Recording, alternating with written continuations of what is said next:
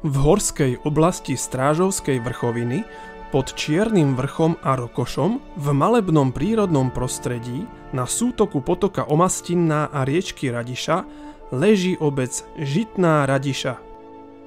Sú tu krásne turistické trasy a v čase sezóny hory poskytujú množstvo húb. V roku 1961 sa v dôsledku postupnej zástavby spojili dovtedy dve samostatné obce, Žitná a Radiša, a odvtedy píšu spoločnú históriu. Názvy obcí Žitná a Radiša sa prvýkrát spomínajú v rokoch 1294 a 1295. Stredoveká dedina Žitná nadobudla pomerne veľký význam vďaka tunajšej mýtnej stanici, z ktorej mýto patrilo vždy uhrovskému pánstvu. Žitná predstavovala hospodárske a administratívne centrum pánstva. Bývalo tu služobníctvo a úradníctvo uhrovského hradu a pánstva a v roku 1493 sa stala mestom. Život v obci riadili bírovia, richtári a starostovia. V Žitnej boli dva pánske majere, pivovar, pánsky mlyn, mýtna stanica, valcha a skláreň. Býval tu správca pánskych mýtnikov, pánsky kuchár a ešte v roku 1548 tu býval pánsky provizór. V 18. storočí sa tu začal rozmáhať chov oviec, z ktorého mali obyvatelia mnohoraký úžitok. Mäso a mlieko tvorilo dôležitú zložku stravy, z vlny vyrábali odev, z kože obuv. Neskôr začali pestovať konope, z ktorého vyrábali plátno. Obec Žitná mala povolené dvakrát do roka poriadať jarmok. Koniec 18. a začiatok 19. storočia bol poznačený veľmi neúrodnými rokmi, v dôsledku čoho vypukol mor a neskôr cholera, ktoré spôsobili stratu takmer polovice obyvateľov Žitnej i Radiše. V rokoch 1836 až 1838 vznikla na rázcestí obcí Omastina a Uhrovské Podhradie v chotári obce Žitná sklárska huta. Pomenovanie Karolinentál dostala od českých sklárov. Bolo tu zamestnaných okolo 60 robotníkov a vyrábali tu fľaše a poháre najrôznejších druhov, cylindre na petrolejové lampy a ďalšie úžitkové veci zo skla. Táto skláreň zanikla v roku 1909, keď gróf Zaj vypovedal jej majiteľovi Ružičkovi nájomnú zmluvu.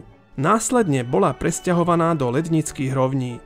Ešte začiatkom 20. storočia tu vyrábali drevené súseky s truhlovitým vekom na uloženie šatstva alebo obilia. Súseky na šatstvo boli zdobené rytým geometrickým ornamentom. V období Rakúsko-Uhorska boli v Žitnej ustanovení noční strážnici. Na rohu ulice strážnik odtrúbil každú hodinu, ráno o 3:00 zazvonil na zvone a služba sa skončila. Nočný strážnik bol aj obecným sluhom a bubeníkom, bol platený z obecnej pokladne. V obci Žitná bola zriadená škola okolo roku 1870 a prvým učiteľom bol Pavel Černo, ktorý popri vyučovaní detí vykonával aj obuvnícke remeslo. V škole bola iba jedna trieda s 1. až 5. ročníkom s nepovinnou dochádzkou. Do školy chodili deti zo Žitnej i z Radiše, pretože v Radiši škola nikdy nebola. Vyučovalo sa iba 5 mesiacov v roku v zimnom období a žiaci sa učili čítanie, počty, písanie a spev. Do roku 1897 bola vyučovacím jazykom slovenčina, potom to bola na celých 20 rokov maďarčina. Požiar, ktorý vypukol v septembri v roku 1890 v Žitnej, zničil takmer celú obec. Nezhorelo iba 5 domov na okraji obce.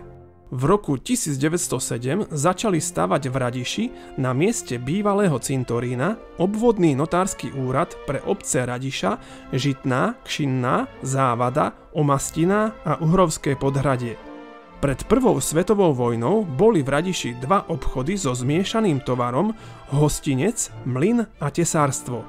V auguste v roku 1914 vypukla prvá svetová vojna, ktorá rozvrátila hospodárstvo Rakúsko-Uhorska.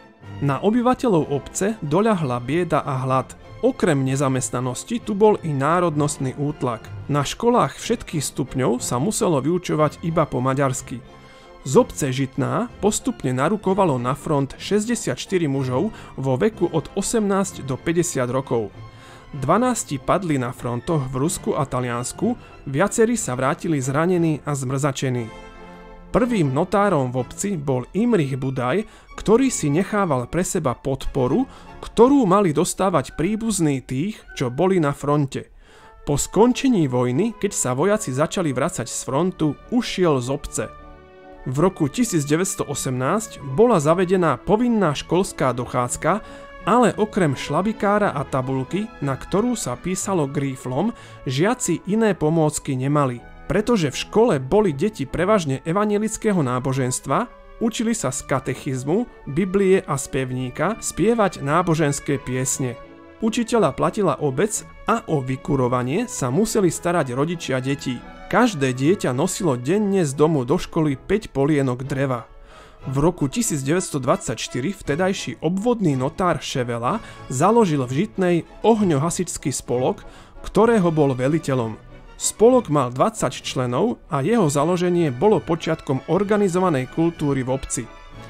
Vtedajší hasiči začali nacvičovať divadelné hry a pre občanov poriadali tanečné zábavy, tzv. Hasičské bály.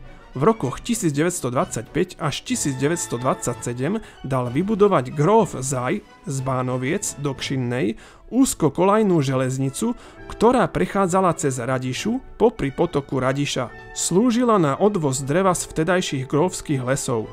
Táto železnica sa veľmi dobre osvedčila a bola v prevádzke do roku 1940.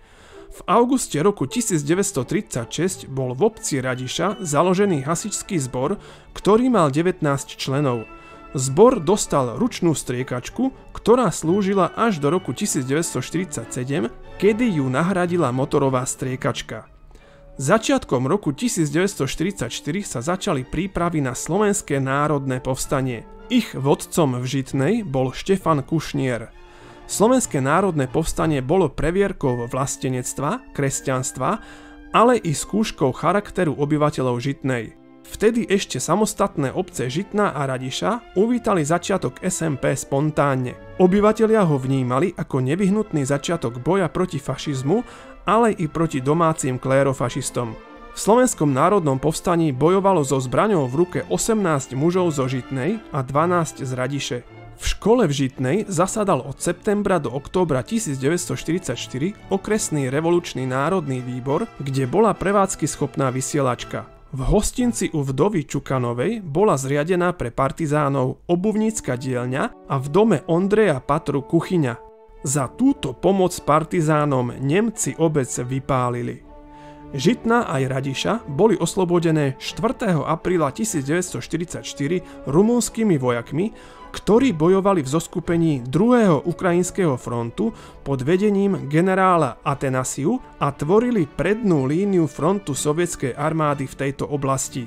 Na jeseň v roku 1946 bola zriadená materská škola s kapacitou 30 detí a umiestnená bola v budove novej školy na prízemí.